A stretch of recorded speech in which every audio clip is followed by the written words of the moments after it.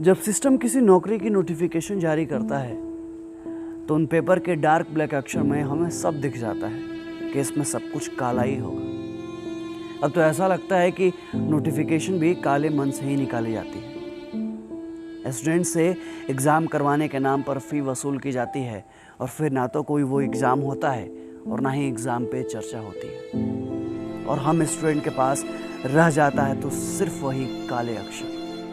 फिर भी उन काले अक्षरों को अपने छोटे से कमरे के बड़े से दीवार पर चिपका कर ही सांस में पढ़ाई करते हैं कि कभी तो सिस्टम और सिस्टम के लोगों को शर्म आएगी, कभी तो उन्हें हम बेरोजगारों पर तरस आएगी, या फिर कभी तो किसी बड़े अधिकारी मंत्री मीडिया को उन 2.5 करोड़ फॉर्म पर नजर जाएगी जिसका बत्ती बनाकर ये लोग देशभक्ति का दिया चला रहे हैं। लेकिन नहीं, तो ये मत भूलिए साहब कि हम युवाओं को भी दिया जलाने आता है।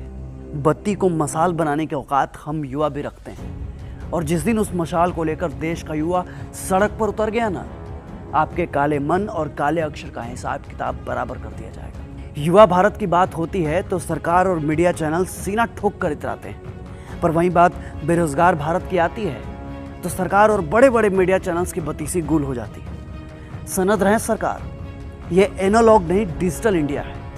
यहाँ लाइक और डिसलाइक दोनों एक ही अंगूठे से दिया जाता है। कलम पर राजनीति मत कीजिए, स्याही को स्याही रहने दीजिए, उसको खून बनने पर मजबूर मत कीजिए, वरना इस बार सड़क पर भ्रांति नहीं संपूर्ण क्रांति आ जाएगी। लोकसभा चुनाव के पहले एनटीपीसी और रेलवे की वैकेंसी की घोषणा हुई, 2.5 करोड़ से ज्यादा फॉर्म फिलअप किए गए, पैसे भी लिए गए, लेकिन ऐसा कुछ भी नहीं बताया गया कि अब हम आगे क्या करें। लोकसभा के चुनाव भी फटाक से कर लिए जा रहे हैं और उसका रिजल्ट भी एकदम फिक्स डेट फिक्स टाइम पे आ रहा है। राज्यों में सरकार बनाने के लिए विधायक भी सेट हो जा रहा है। साला सिर्फ एग्जाम कंडक्ट करने वाली संस्था सेट नहीं हो पा रही है। कमाल है साहब। क्या एसएससी सीजीएल वालों के जिंदगी में सिर्फ पीटी या मेंस है, या कोई फाइनल रिजल्ट भी है? उनका कोई भविष्य भी है, या फिर सिर्फ चोचलेबाजी है?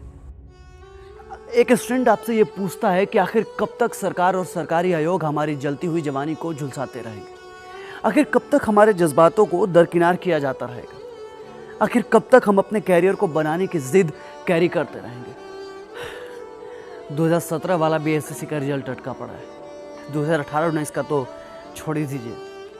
आरआरबी वालों का भी कोई पता नहीं है, और ये एनटीपीसी वाले भी हिमालय की गोद में समाधि ले चुके हैं। तो ऐसे में हम स्टूडेंट क्या करें? किससे कहें, कहाँ जाएं? कमजोर क्या आपको सिर्फ रेलवे और एसएससी वाले ही मिले? तो चेयरमैन साहब याद रखिएगा, आपके चेयर के चक्के को खिसकते अब देर नहीं लगेगी। इनसे कोई सवाल पूछो तो कहते हैं कि कोरोना है इसलिए लेट हो रहा है। अच्छी चांदी काट रहे हैं आप, वो भी कोरोना के नाम पर। जब नीट और जेईई के एग्जाम कराते हैं तो आपका कोरोना गायब हो जाता है। जब बीएड एंट्रेंस एग्जाम में सोशल डिस्टेंस की धज्जियां उड़वाते हैं तो आपका कोरोना क्वारंटीन हो जाता है। लेकिन बात जब हम अपने रिजल्ट की करते हैं तो कोरोना आ जाता है। सही चल रहा है, सही चल रहा है, लेकिन गलत ना हमारे साथ हो रहा है, और इस गलत का सही जवाब तो देना पड़ेगा आपको। देखिए साहब, हर चीज की ना एक लिमिट होती है। पेशेंस का भी पेशेंस होता है, और अब ना लिमिट भी लिमिट क्रॉस कर चुका है। इस देश का युवा चोट से ज्यादा वोट को प्रेफरेंस देता है, और जिस दिन अपने इंडेक्स फिंगर से ईवीएम पर प्रेस कर दिया ना, तो आपका बिका हुआ प्रेस भी कहीं का नहीं रह जाएगा। और मीडिया वालों की क्या बात करें साहब, वो तो शर्म को हॉर्लिक्स और ग्लूकोन डी में मिला के पी गए हैं। इन्हें देश की बेरोजगारी, युवाओं के टूटते हौसले और हम स्टूडेंट के बिखरते सपनों से कोई लेना देना नहीं है। मीडिया में चीन के माल के बहिष्कार की खबर चल रही है, पर इसी देश में हम युवाओं को, हम स्टूडेंट को बहिष्कृत किया जा रहा है। इससे किसी को कोई लेना देना नहीं। इन्हें दलित, हिंदू, मुस्लिम, ब्राह्मण सबकी खबर है, सिर्फ हम बेरोजगार स्टूडेंट की कानों कान खबर नहीं। तो बताइए ना साहब, हम आपका बाइकआउट क्यों ना करें जब आपने हमें सालों से बाइकआउट करके रखा है? आपकी खबर हमारे किसी काम की है ही नहीं, तो आप किस काम के हैं? और इस बार तो आप भी देखोगे कि हम स्टूडेंट और बेरोजगारों को बाइकआउट करने का नतीजा क्या होता है। हमारी संवेदनाओं को कुतरने का आगाज आपने किया है, तो हमारी भावनाओं से खेलने का अंजाम भी आप भी देखोगे। अगर आप हमारी समस्याओं को नहीं सुलझा सकते तो आपको कुर्सी पर बैठने का कोई हक नहीं है। और हाँ, आपके सिस्टम में जो दीमक लगा है ना, उसे साफ कर लीजिए अब भी, क्योंकि एक न एक दिन इसका हिसाब तो आपको देना होगा। और हमें कमजोर समझने का भूल मत कीजिएगा, क्योंकि जो हम पढ़ते हैं ना, उसका प्रैक्टिकल भी करते हैं।